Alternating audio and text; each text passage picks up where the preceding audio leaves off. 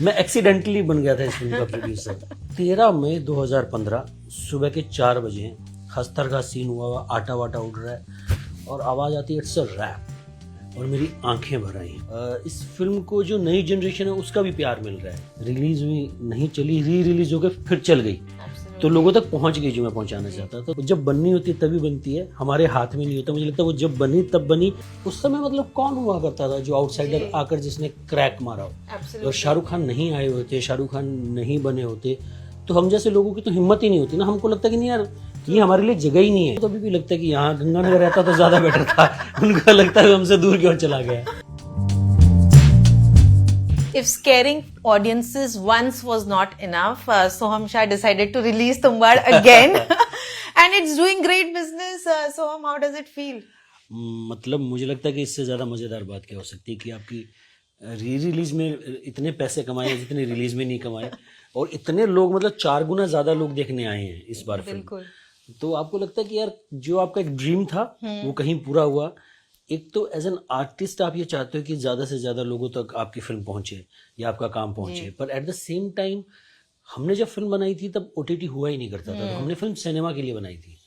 तो एक design film का अगर आप देखो तो कि सिनेमाटोग्राफी ऐसी है, बारिश है, मूड है, वीएफएक्स है, तो एक बड़े स्क्रीन का एक्सपीरियंस है। तो मुझे इस बात की बहुत खुशी होती है कि ऑडियंस तक हमारा फाइनल प्रोडक्ट पहुंचा। ये तो वो आधा अधूरा था। ओटीटी पे आप देख रहे हो, सुबह भी मैं एक इंटरव्यू देख रहा था, जो लाइटिंग है और है उसका मजा जो है ना वो एग्जैक्टली सिनेमा में है। तो मैं मेरे लिए भी खुश हूँ और ऑडियंस के लिए भी खुश हूँ। और कितनी बार जाके वापस देखा थिएटर में, ये बताओ सच सच। मैं 2-3 बार गया था। मैं परसों ही गया था जुहू पीवीआर में, तो हाउसफुल था और लोगों का इतना प्यार मिल रहा था ना। और वो जो ऑडियंस की रेंज में देख रहा था कि 40s के लोग, 35,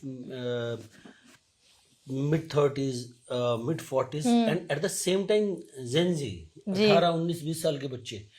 तो वो मुझे देख के बहुत मजा आया कि एक इस फिल्म को जो नई जनरेशन है उसका भी प्यार मिल रहा है कि हमारी जनरेशन के साथ तो मिल ही रहा है, पर एक नई जनरेशन का भी प्यार मिल रहा है। एक्चुअली मैं खुद फ्राइडे को सिनेमा डे था जिस दिन, अच्छा, इट वाज हाउसफुल। या उस दिन तो टिकट मिल नहीं रही थी। उस दिन तो मतलब मैं देख रहा था, आप मतलब सारा दिन आपको एक्साइटमेंट होती है, आप बुक माई शो पे ये देखते रहते हो कि कौन सा शो कैसा चल रहा है। आई गेस दिल्ली बॉम्बे में तो टिकट अवेलेबल नहीं था 99 वाले दिन। वाह वाह। एंड अभी IMDb में of course popular celebrity chart में आप ऊपर आ गए हो, सोशल मीडिया नंबर्स बढ़ गए हैं। How does that feel?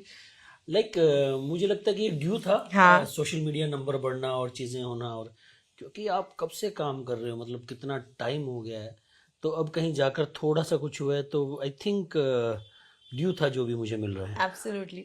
And जैसे कि कहा कि आपने बहुत ब्रेव डिसीजन था, ऑफ कोर्स हंसल मेहता ने भी बात कही थी कि हाउ इतने सारे होर्डिंग्स लगे थे तुम्बाड़ के। Tell me as a producer, as an entrepreneur, how difficult was this decision and how fruitful does it sound today?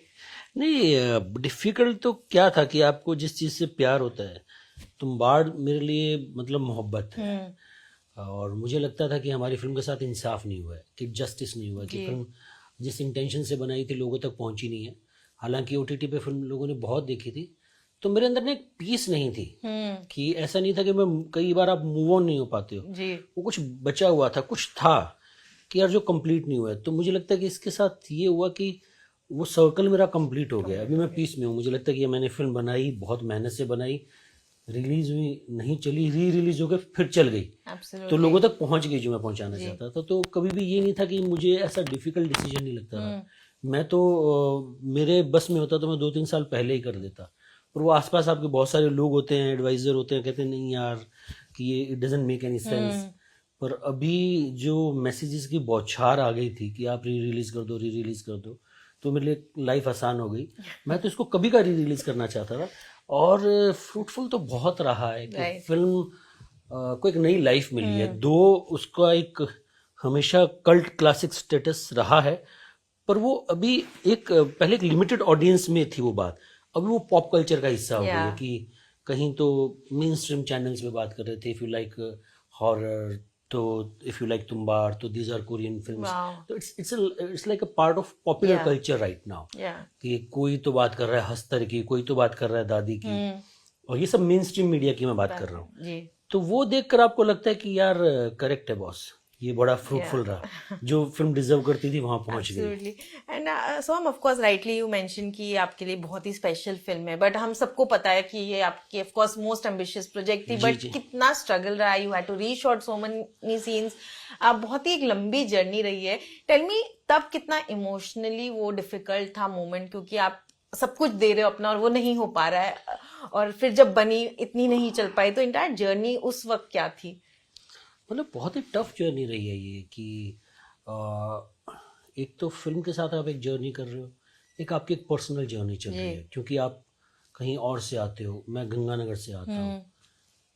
Touchwood मेरी ब्रेड एंड बटर छत ये कभी प्रॉब्लम नहीं रही, ये सब सॉर्टेड था, पर फिट इन नहीं हो पाता था। ऐसा लगता था कि यार आई एम लेस, कि अंग्रेजी भाषा, कल्चर, मतलब कल्चर के नाम पर हमें क्या, हमने तो अंग्रेजी फिल्में 4 देखी थी, एक टाइटैनिक, एक जुरासिक पार्क, एक ट्रू लाइज, एक स्पीड, और वो भी हिंदी में डब। तो आपको कुछ पता ही नहीं कि मतलब यहाँ लोग बात कर रहे हैं पचिनो की, डिनीरो की, मार्लन ब्रांडो की, मेरिल स्ट्रीप की, और अब बात कर रहे हैं हमने गॉडफादर नहीं देखी थी भाई।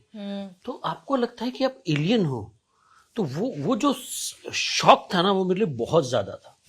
तो एक डेकेड लगा मुझे, उधर फिल्म सफर कर रही है, उधर आप सफर कर रहे हो। मुझे मतलब मेरे लिए वो टाइम ऐसा था कि जैसे आपको वो चक्की, देखिए आपने चक्की में ग्राइंड करते हैं आटे को, ऐसा लगता है आपको ग्राइंड किया जा रहा है। पर एट द सेम टाइम मैंने एक बात समझी, एक कोट कहीं मैंने पढ़ा था कि कई बार आपको जमीन पर गाड़ दिया जाता है, आपको लगता है कि आपको मारने के लिए गाड़ दिया गया है, पर वो इसलिए गाड़ा जाता है कि आप पर कुछ पौधे होंगे। तो मुझे लगता है मेरी जर्नी में मैंने वो सीखा है कि बहुत टफ जर्नी रही है। 10 साल मैंने बहुत ऐसे खराब बिताए हैं, बट अभी मुझे बहुत फ्रूटफुल लगता है कि बहुत कुछ सीखा जो अभी इम्प्लीमेंट हो पाया, चाहे वो रिलीज हो, चाहे वो कुछ भी हो, वो सब जो आपकी लर्निंग है, मतलब खराब टाइम जो आपको सिखाता है वो कभी अच्छा टाइम सिखा ही नहीं सकता। मुझे ये लगता है कहीं। जी। ऑल्सो टेल मी, जब आप क्योंकि प्रोड्यूस भी कर रहे थे, सो हम कभी एक ऐसे मोमेंट आया था व्हेन यू थॉट कि maybe I should cast someone bigger name, ताकि फिल्म शायद बिक जाए या ऑडियंसेस खींच कर आए? नहीं, वो मुझे कभी भी नहीं आया, क्योंकि मैं आज भी मानता हूँ कि एक्ट करना सबसे प्यारा जॉब है इस फिल्म का, इस इंडस्ट्री का, और प्रोड्यूस करना सबसे टफ जॉब है। अगर मैं एक्ट नहीं कर रहा हूँ तो मैं कभी भी प्रोड्यूस नहीं करूँगा। मतलब कब कुछ चीज़ें आप प्यार में कर लेते हो, मैंने कुछ चीज़ें बनाई हैं जिनमें मैं एक्ट नहीं कर रहा हूँ, पर वो बहुत टफ लगता है मुझे कि as an actor it's a lovely job. अगर आपको थोड़ा बहुत भी काम आता है आपका, आप 20-30 दिन तैयारी करते हो और जाके शूट करते हो, मज़े मज़े हैं कि लोग आपको पूछ रहे हैं। और एज एन प्रोड्यूसर आपका जर्नी शुरू होता है, 2 साल लग जाते हैं फिल्म को रिलीज होने में, 3 साल लग जाते हैं। आप सोच रहे हो कि ऑडियंस तक कैसे पहुंचाएं, उसको थिएटर में कैसे लगाएं, शोज क्या मिल रहे हैं, OTT पे कैसे पहुंचाएं। It's a tough job, it's a very tough job and it's a thankless job. कोई प्रोड्यूसर की प्रेज नहीं करता। एक्टर बैठा है आपके साथ, कभी आपने प्रोड्यूसर के इंटरव्यूज लिए हैं? सब एक्टर, डायरेक्टर, मतलब डायरेक्टर मैक्सिमम है, राइटर्स को कौन पूछता है? और प्रोड्यूसर तो मतलब सबसे लास्ट है। प्रोड्यूसर को तो ये मान लिया गया कि ये आदमी तो सिर्फ पैसे लगा रहा है, इसका और क्या काम है, इसको पता ही नहीं है क्रिएटिविटी क्या होती है और फिल्म कैसे बनाई जाती है। भाई अगर डायरेक्टर बाप है ना फिल्म का, तो प्रोड्यूसर माँ है उस फिल्म की, मतलब वो संभाल के रखता है उसको। तो मुझे ऐसा लगता है कि प्रोड्यूसर्स को लेकर हमारे यहाँ इंडस्ट्री में क्रेडिट मिलता नहीं है। तो मैं तो कुछ भी ऐसा प्रोड्यूस नहीं करूं जिसमें एक्ट ना करूं। मेरे लिए तो मतलब मैं एक्ट करता हूं तो मुझे मजा आता है, तो ही मैं इतनी पेनफुल जर्नी से जा सकता हूं, otherwise it's impossible. Right, but tell me, क्योंकि इतना टफ प्रोसेस था और of course box office numbers, financially कितना डिफिकल्ट था? सो हम वो फेज आपके लिए? बहुत डिफिकल्ट था। फिल्म रुक गई कई बार, पैसे नहीं थे, पैसे खत्म हो गए। हमने जैसे कि पोस्ट प्रोडक्शन डील करनी चाहिए कि कोई स्टूडियो आ जाए जो पोस्ट प्रोडक्शन करने के लिए हमें पैसा दे दे, पर वो स्टूडियो जो आया वो कहीं किसी कंपनी से VFX करवाना चाहता था जहाँ से हम नहीं करवाना चाहते थे। तो हमने कॉम्प्रोमाइज़ नहीं किया और 6 महीने वेट किया, फिर कुछ प्रॉपर्टी बेचनी पड़ी। तो वो सब दौर से गुजरा, बट इट्स फाइन। वो भी मज़ेदार था कि आपको लगता है कि यार इतनी सब स्टोरीज जो हैं बताने के लिए, वो दौर से गुजरा नहीं होता तो कहाँ से इतनी सारी स्टोरीज होती हैं। राइट, एंड ऑफ कोर्स 2018 में तो रिलीज हुई, उससे पहले से जर्नी चल रही थी, तब टाइम बहुत डिफरेंट था। बिल्कुल। आपको लगता है शायद आज वो फिल्म बनती तो बहुत डिफरेंटली बनती, क्योंकि टेक्नोलॉजी इतनी इम्प्रूव हो चुकी है? नहीं, मुझे लगता है कि हर चीज़ का अपना एक टाइम होता है कि वो उस समय जो बजट में बनी, वो भी आज की डेट में वैसे फिल्म बनी नहीं पाती। कि आज सुबह मुझे कोई क्वेश्चन पूछ रहा था कि इतने कम बजट में कैसे बनी, क्योंकि लोगों का पैशन था जी। लोगों मतलब या तो टाइम और पैसे में आप एक चीज चूज करते हो, अगर आप टाइम ज्यादा दे रहे हो तो कम पैसे में काम चला सकते हो। तो हमारे साथ वो था कि राही ने पहले इतनी रिसर्च की हुई थी, राइट, लोकेशन सबकी रेकी की हुई थी, तो वो मुझे लगता है कि हर चीज़ की एक डेस्टिनी होती है, वो जब बननी होती है तभी बनती है, हमारे हाथ में नहीं होता। मुझे लगता है वो जब बनी तब बनी, जी, रिलीज हुई तब करेक्ट रिलीज हुई, अब री रिलीज हुई है तो भी करेक्ट री रिलीज हुई बिल्कुल है। मुझे लगता है उस फिल्म की वो जर्नी थी, क्योंकि अभी सबसे बड़ी री रिलीज हो गई है, वो जी, सबसे बड़ा नंबर हो गया उसका in terms of re release films में।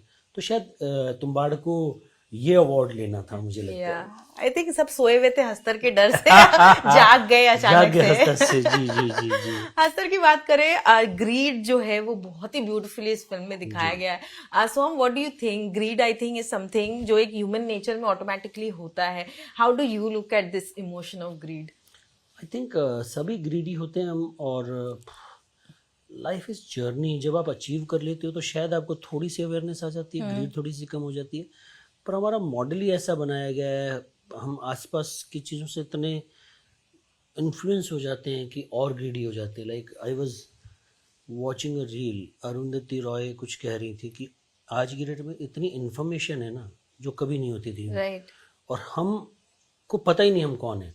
हम फेसबुक से बने हुए हैं, हम इंस्टा देख के अपनी लाइफ जी रहे हैं, राइट, तो ये सब चीज़ें और एस्केलेट कर देता है ग्रीड को, मुझे लगता है। But it's a human nature, I am also very greedy कि मुझे अच्छी फिल्में करनी है, अच्छे रोल करने हैं। May be sometimes I think आपको जीने का कारण भी ग्रीड होती है, अदरवाइज आप बोलोगे यार जिंदगी उदासीन है, मतलब क्या है। तो it's a human nature, I guess, इतनी ही बात है इसमें। There is a perspective, there is not right और रॉन्ग, और ये आदमी का, हर आदमी का पर्सपेक्टिव है लाइफ का, कि like I am very much greedy about getting good roles and doing good work. Tell me, क्या याद आता है? ऑफ कोर्स आपने ये सारी बातें कही, बट फेवरेट में भी कोई एक सीन रहा हो या कुछ एक स्पेशल मेमोरी रही हो जो अभी भी शायद एकदम क्लियरली आपको याद आता है जब तुम्बाड़ की बात होती है तो? मुझे एक ही मेमोरी याद है कि क्योंकि मैं गंगानगर से हूँ, और तब आपका माइंडसेट ये होता था कि यार 6 महीने ट्राई करते हैं, 1 साल ट्राई करते हैं, एक फिल्म बना लेते हैं, ये नहीं चली तो वापस लौट जाऊंगा। At that time I wasn't sure कि मुझे यही करना है, या आप ये कह सकते हैं कि मैं कमिटेड नहीं था। आदमी ना अपने सारे ABCD के सारे ऑप्शंस एक्सप्लोर करता रहता है, तो मेरे लिए हर महीना बहुत टफ हुआ करता था। हमने फिल्म शुरू की थी 2012 में, वाओ, और 2012, 13, 14 निकल गया, तो 15 के जनवरी फरवरी में कहीं फिल्म खत्म होने वाली थी, और रोजाना 4 दिन बढ़ जाते कि यार ये शूट कर लेते हैं, ये इम्प्रोवाइज। तो 13 मई 2015 सुबह के 4 बजे हस्तर का सीन हुआ, आटा वाटा उड़ रहा है, और आवाज़ आती है इट्स अ रैप, और मेरी आंखें भर आई, मुझे अच्छे से याद है। और मुझे अभी ऐसे लगा कि यार अभी फुटेज घर ले जाओ, एडिट करो और फिल्म रेडी। वो अलग बात है कि उसके बाद फिर 3 साल लग गए, पर मुझे वो बहुत सीन मुझे अच्छे से याद रहता है कि सुबह के 4 बजे इट्स अ रैप। मतलब I can't tell you the burden I had कि यार ये कब खत्म होगा। जब रोजाना 2 दिन बढ़ जाते हैं, रोजाना 2 दिन बढ़ जाते हैं, और ऐसे करके आपके 2 महीने 3 महीने, आपको वो 2-3 महीने 2 डेकेड लगने लगते हैं कि यार ये कब खत्म होगा। ऐसा एक्सप्रेशन होता है, यार ये कब खत्म होगा, यार ये शूट कर लेते हैं, हाँ यार कर लो। क्योंकि मैं ऐसा कुछ कॉम्प्रोमाइज करना नहीं चाहता था, मुझे लगता था यार जो हो सके फिल्म के लिए, मैं बहुत ग्रीडी था उसको लेकर, यार फिल्म जितनी बेटर हो सके करते हैं। तो वो मुझे सीन हमेशा याद रहते हैं। बट कैसे सोचा था सोहम की प्रोड्यूस भी मैं ही करता हूँ अब ये फिल्म? क्योंकि और कोई बना नहीं रहा था जी। मतलब प्रॉब्लम ये थी कि मैं, राही ने मुझे शिप ऑफ थीसिस में देखा था, उसको अच्छा लगा मेरा काम, तो वो काम हम करना चाहते थे साथ में, पर कोई फिल्म बना नहीं रहा था। वो ज़माना अलग होता था, लोग कहते थे इसमें आइटम सॉन्ग क्यों नहीं है, ये तो ऐसा है वैसा है, तो इसको कास्ट कर सकते हैं क्या। और राही बहुत ही प्योर आर्टिस्ट है, उसको कॉम्प्रोमाइज़ कुछ करना नहीं था, तो फिल्म बन नहीं रही थी। तो मुझे लगा यार ये इतना मीठी प्रोजेक्ट है तो देखा जाएगा, मैं ही बना लेता हूँ। तो ऐसे में ऑन बोर्ड आया था, मैं एक्सीडेंटली बन गया था इस फिल्म का प्रोड्यूसर। और राही की बात करें, ऑफ कोर्स अभी उन्होंने स्टेटमेंट डाला है, बट उसका एक फ्लिप साइड ये है कि लोग ये कह रहे हैं कि आप दोनों के बीच कुछ इश्यूज थे, that the fall out happened, that he is not making Tumbbad 2। Tell me more about that. Not at all, like हम तो तुम्बाड़ 2 जब तुम्बाड़ खत्म हुई तब से बनाना चाह रहे थे, और राइटिंग में कुछ हम क्रैक ही नहीं कर पा रहे थे, और बहुत सारे वर्जन के बाद अब कहीं जाकर कुछ एक क्रैक हो पाया। और अंधाधुन के राइटर है योगेश जी, जिन्होंने मोनिका उमाई डार्लिंग लिखी है और मुंजिया लिखी है। हम तब से योगेश के साथ काम कर रहे थे। और राही तो अपने शोज बना रहा था और बहुत बड़े बड़े शोज बना रहा है। राही ने गुलकंदा करके एक शो बनाया जिसमें उसकी लाइफ के 4-5 साल चले गए। मतलब तुम्बाड़ के कुछ दिनों बाद ही उसने गुलकंदा शुरू कर दिया था। बहुत बड़ा मैसिव शो है। And he is making Rakt Brahmand and he is making Pahad Pangiranga. तो he is making big scale अलग तरह की अतरंगी फिल्में। तो there is no fallout. Rahi तो अभी भी मेरी लाइफ का पार्ट है। अभी भी हमने स्क्रीनिंग की थी तो राही था वहाँ। एंड राही तो वो आदमी जिसने विनायक का लुक बनाया। लाइक मैं वहाँ से हूँ, मैं मारवाड़ी फैमिली से हूँ। हमारे यहाँ होता है कि बानिया के बेटे वजन नहीं उठाते। अच्छा। कि मतलब बानिया के बेटे अगर जिम जाते हैं ना तो धरन वरन पड़ जाती है। ओहो। तो राही ने एक ऐसा देखा कि हट्टा कट्टा पहलवान टाइप का आदमी। मैंने उससे पहले शिप ऑफ थीसिस की थी। तो जो लुक था राही का, वो राही का डिजाइन किया हुआ था कि वो यहाँ बाली होती है, उसकी मूछें ऐसी हैंडल बार हैं। तो राही तो आज हम तुम्बाड़ 2 बनाएंगे तो हमें जब भी राही की मदद की जरूरत होगी हम राही को याद करेंगे। और लाइक वाइज कि राही को भी कभी भी जरूरत हो। It's very he is very important part of my life Rahi. कि ऐसा नहीं कि मेरा कोई फ्रेंड था वहां से शुरुआत हुई थी, पर डायरेक्टर से शुरुआत हुई थी। बट उसने वो जैसे कि उसको हमेशा लगता है कि तुम्हें बड़ी फिल्में करनी चाहिए, you should play alpha male. मतलब उसको मैं कुछ ऐसे बताता हूँ ना, बॉय नेक्स्ट डोर, कि I am trying to do this, वो मना ही कर देता है कि यार तुम ये करो ही मत। उसको हमेशा लगता है कि you should do something big. तो he has put that kind of confidence within me. So there is no question about fallout and everything. But tell me what is happening with Tumbbad 2? क्या अपडेट है? तुम्बाड़ 2 की हमने story लिख ली है और I guess अगले साल हम शूट करेंगे। बस इतनी ही अपडेट है। उसके अलावा मेरे होठ सील दिए जाते हैं। मुझे डायरेक्टर कहता है कि ऐसे बस कुछ बोला ना तो तुम हंटर लेके मारेंगे हम तुम्हें। तो इतनी अपडेट है। बट विल मेक तुम्बाड़ 2 और हमारा बहुत ही प्रेशियस प्रोजेक्ट है तुम्बाड़ 2 जी। एंड अभी तुम्बाड़ 1 अब कहीं जाके वो सर्कल खत्म हुआ है तो will start Tumbbad 2। But tell me Soham, while you were growing up, कोई एक ऐसी दादी नानी वाली स्टोरी थी, ऐसे कुछ कैरेक्टर्स थे जो शायद आपके बचपन का पार्ट थे कहीं ना कहीं? मतलब मैं मेरी नानी के गांव जाया करता था। राजस्थान में उनका गांव था। और वहाँ ना एक प्रॉब्लम होती थी, रात को पत्थर गिरते थे। तो कोई तो कहता था कि अरे हम भूत है। और उन्होंने बहुत पकड़ने वकड़ने की कोशिश की कि मेरे जो नेफ्यू थे, मामा थे, सिर्फ मेरी नानी के घर में नहीं, सारे गांव में। कि वो क्या था, जैसे घर हुआ करते थे तो पीछे छोटा सा पहाड़ हुआ करता था जी।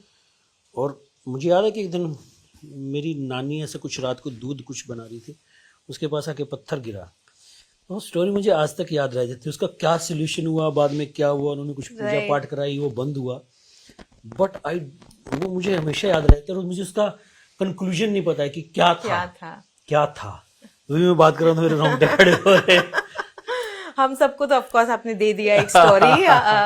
ऑल्सो अभी जो ट्रेंड चल रहा है हॉरर कॉमेडी का, अभी हॉरर तो आपने एज कर लिया है। Soham do you think horror comedy is also something that you as a producer is looking for? I don't mind anything, but वो नेचुरली आना चाहिए। I am not looking for anything. कि जो भी कोई भी मुझे पूछता है कि यार आप किस तरह की स्क्रिप्ट लिखवाना चाहते हैं, तो मेरी एक ही बात होती है कि स्क्रिप्ट ऐसी हो जो ऑडियंस को बोर ना करे। लोग सिनेमा में पैसे देके खरीद जाते हैं, तो आप कुछ भी बनाइए पर ऑडियंस बोर नहीं होनी चाहिए। उसके अलावा कोई भी जॉनरा हो, तो ऐसा कुछ नहीं है कि यार ये चल रहा है तो मुझे इसी जॉनरा में ढूंढना है। तो आई एम ट्राइंग कि जो भी अच्छी स्क्रिप्ट चाहिए, कि कोहेरेंट कहानी हो, वो मुझे लगता है कि ज्यादा जरूरी है। एंड अभी प्रोड्यूसर को हटा के सो हम द एक्टर से बात करेंगे हम थोड़े। So of course you feel कि ये फिल्म को अब finally got its due, but what about you as an actor? Do you feel कि वो ड्यू मिला है आपको? मुझे लगता है वो भी नहीं मिला है, और शायद मुझे भी और काम करना है, मुझे भी और सीखना है।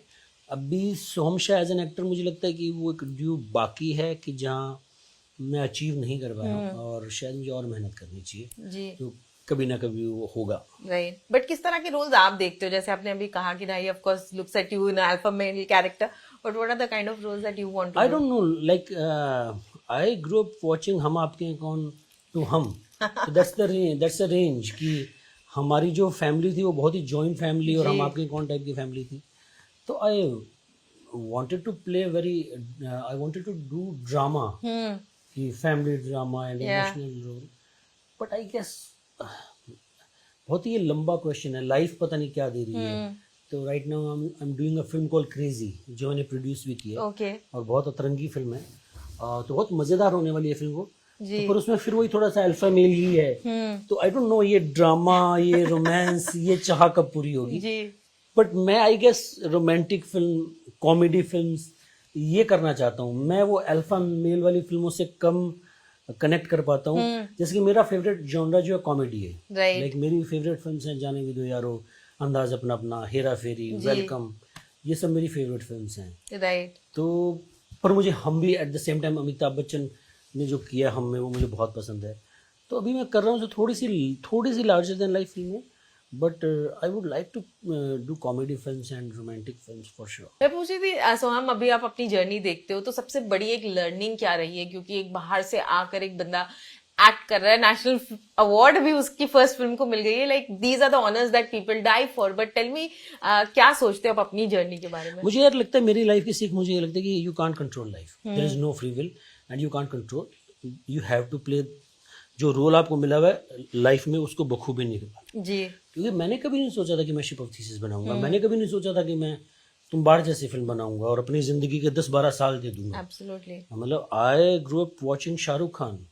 मुझे रोमांटिक फिल्म डीडीएलजे बनानी थी मुझे, बट शायद लाइफ का कुछ और प्लान होता है, डेस्टिनी का कुछ और प्लान होता है, वो ज़्यादा बेटर होता है। मतलब हरिवंश राय बच्चन साहब की एक लाइन है कि मन की हो तो अच्छा और मन की ना हो तो और भी अच्छा। तो मुझे लगता है कि वो जो भी है वो छोड़ दो आप। मतलब आप बहुत प्लानिंग करते हो, उसका कोई मतलब नहीं है। राइट। शाहरुख ने तुम्बाड़ के लिए ट्वीट भी किया था तभी तो मैं वही बोली, कनेक्शन तो था। हाँ जी बिल्कुल कनेक्शन था, मैं मिला भी था उनसे। और एक बहुत बड़ा मतलब मेरा लिंक रहा है यहाँ आने का शाहरुख खान, क्योंकि उस समय मतलब कौन हुआ करता था जो आउटसाइडर आकर जिसने क्रैक मारा हो। अगर शाहरुख खान नहीं आए होते, शाहरुख खान नहीं बने होते, तो हम जैसे लोगों की तो हिम्मत ही नहीं होती ना। हमको लगता कि नहीं यार, ये हमारे लिए जगह ही नहीं है यहाँ, तो इंडस्ट्री के लोग ही, उनके लिए फिल्में बनती हैं, वही एक्टर बनते हैं। मतलब बाहर वाले लोग वहां जा ही नहीं सकते। इट्स लाइक स्वर्ग लोग। एब्सोल्युटली। पर शाहरुख खान दिल्ली से पहुंचे और उन्होंने बताया कि स्वर्ग लोग में बाहर से भी पैसेंजर आ सकते हैं। तो एक कॉन्फिडेंस आता है, एक स्टोरी बनती है। ऐसे ही आदमी जब अपने घर से चलता है तो किसी न किसी सहारे से चलता है। वो कहाँ पहुंचता है, लाइफ कहाँ ले जाती है, एक अलग जर्नी है। बट आई गेस मेरी और बहुत सारे लोगों की जर्नी में शाहरुख खान साहब का बहुत बड़ा रोल है। कपल ऑफ क्वेश्चंस मोर सोहम। एक तो मैं पूछना चाहूंगी, आपका तो डेफिनेटली एक पैशन था कि आप आए इस इंडस्ट्री में। What about your parents? उनका क्या रिएक्शन था जब आपने कहा कि अब मैं जा रहा हूँ बॉम्बे और ये करना है मुझे? नहीं, उनका रिएक्शन तो पागल हो गया हो क्या। मतलब हमारे अपने तो खानदान में कोई नहीं गया फिल्मों में, और तो और मतलब गंगानगर से बॉम्बे इतना दूर। उनको तो मैं जयपुर चला जाता तो उनको टेंशन हो जाती मैं गुम ना जाऊं। और जबकि मैं 25-20 साल का था, मैं घर से बाहर निकला ही नहीं था, तो उनको बहुत डर लगा करता था। और मेरा वहाँ काम सब सेट था, मैं ठीक पैसे कमाता था। तो बोले तो पागल हो गए क्या तुम, कि तुम क्यों ये स्ट्रगल करना चाहती हो। पर वो मतलब उसका कुछ कर नहीं सकते। आप कैसे समझाओ उनको कि यार आप खुश नहीं हो उस जगह में, आप खुश नहीं हो, you want to express, you want to explore. तो या वो मुझे लगता है कारण में एक इंटरव्यू दे रहा था, बड़े सीनियर जर्नलिस्ट थे, मुझे एक बात कहते कि यार मैं इंट्रोवर्ट हूँ, ये इंटरव्यू में जब करता हूँ तो मैं एक्सट्रोवर्ट हो जाता हूँ। तो I am expressing my self. Conditioning ऐसी होगी कि आप की जो भी पर्सनैलिटी बन गई है, पर आपको कुछ और करना है। शायद मैं फिल्म लाइन में आया, I wanted to express myself, कि मैं जहाँ था मैं अपने आप को इनफ एक्सप्रेस नहीं कर पाता था जी। तो मुझे लगता है कहीं ना कहीं वो होते हैं कि आप खुश नहीं थे। तो पेरेंट्स को मैंने समझाया धीरे धीरे। तो मेरी मम्मी को तो हमेशा लगा करता था कि तू क्या कर रहा है वहाँ, तो वापस क्यों नहीं आ जाता। एब्सोल्युटली। और मुझे पता है कि मारवाड़ी मेरे फ्रेंड्स हैं, वो इतने प्रोटेक्टेड बहुत बहुत बहुत बहुत बहुत होता है कि आकर अकेले यहाँ स्ट्रगल करना, मतलब पेरेंट्स की तो नींद ही उड़ गई बहुत बहुत उनकी तो नींद उड़ी रहती थी। आर यू ओके, और ये और वो। But it's a journey, it's a fun journey. How did they feel about your success? मतलब खुश हैं बहुत, पर उनको तो अभी भी लगता है कि यहाँ गंगानगर रहता तो ज्यादा बेटर था। उनको लगता है हमसे दूर क्यों चला गया। और so lastly tell me, of course जैसे कि गंगानगर से एक बंदा आया है, पता नहीं है कि इंडस्ट्री कैसे काम करता है, बहुत लोग होते हैं आपको कुछ बातें बताएंगे, maybe just to stray you from your path also. Tell me, वो कितना difficult था to navigate and keep your head straight कि ये मेरा रास्ता है, मुझे यहीं चलना है? मतलब मुझे पहली बात तो लगता है किसी को किसी का दूसरे की जर्नी का पाथ का पता नहीं होता, आपको खुद को फिगर आउट करना पड़ता है। हो सकता है लोग जी। अच्छी राय ही दे रहे हो। जब मैं शिप ऑफ थीसिस किसी को बताता था तो लोग कहते पागल हो गए, कैसी फिल्म बना रहा है। जी या मैं तुम्बाड़ बताता था तो लोग कहते पागल हो गया क्या? Absolutely. और वो अपनी जगह सही थे, वो वेलविशर ही थे, ऐसा नहीं है कि वो मेरा बुरा चाहते थे, राइट पर उनको पता नहीं है मेरी जर्नी क्या है। मुझे धीरे धीरे मुझे खुद को नहीं पता कि लाइफ ने मुझे क्या जर्नी दिया। ये आपको धीरे धीरे काम करके समझ में आता है। तो मुझे लगता है कि यार वो कोई आपको नेविगेट कर ही नहीं सकता, आपको खुद को खोजना पड़ता है कि who you are, what you want, what's your journey, you have to figure it out. But ऐसे कोई बोलता था कि नहीं ये पार्टीज तुम्हें अटेंड करनी ही पड़ेगी, दिखना ही ऐसी तो पड़ेगा, बहुत सारी चीजें होती थी कि यार ये कर लो वो कर लो, और आप बह जाते हो, आप करते भी हो कुछ कुछ कुछ, और आपको लगता है कि आप नहीं हो ये, राइट आप नहीं हो ये तो नहीं करना है यार, नहीं एक्टर बनेंगे तो चलेगा। तो ऐसे बहुत सारी चीजें होती थी कि पार्टी से लेकर कि नेटवर्किंग, और ये मुझे कभी समझ में नहीं आया नेटवर्किंग और ये। और मुझे लगता है कि आज की डेट में उतना कुछ वर्क भी नहीं करता नेटवर्किंग। आज से 15-20 साल पहले शायद ज्यादा वर्क करता था। आज की डेट में जो इतना मटेरियल बन रहा है बहुत ही कास्टिंग पे बेस होता है कि आपका ऑडिशन कैसा हुआ, कि डायरेक्टर को लग रहा है कि आप टेबल पर कुछ ला रहे हो। तो मुझे लगता है तो वो मुझे वो कभी नेटवर्किंग और ये सब चीजें समझ में नहीं आती। बट वो टेम्पटेशन रहता है ना कि आप इस कैंप का हिस्सा बन जाओ तो हाँ, मतलब शुरू में आपको हमेशा रहता है, फिर आपको धीरे धीरे पता चलता है कि यार आप बिना कैंप के ही हो, आप फकीर हो, आप अपना झोला लो, अपना खुद का रास्ता बनाओ। कि हर आदमी की अपनी जर्नी, कोई कैंप के लिए बना है, कोई कैंप के लिए नहीं बना, कोई अपना कोई छोटा सा कैंप बनाने के लिए बना है। तो आई थिंक अलग अलग जर्नी है। डेफिनेटली ये कैंप बहुत ही सही आप बना रहे हो, और आई होप इस तरह आप हमें एंटरटेन करते रहो और भी काफी एंटरटेनिंग फिल्म्स हो इसके साथ। Thank you.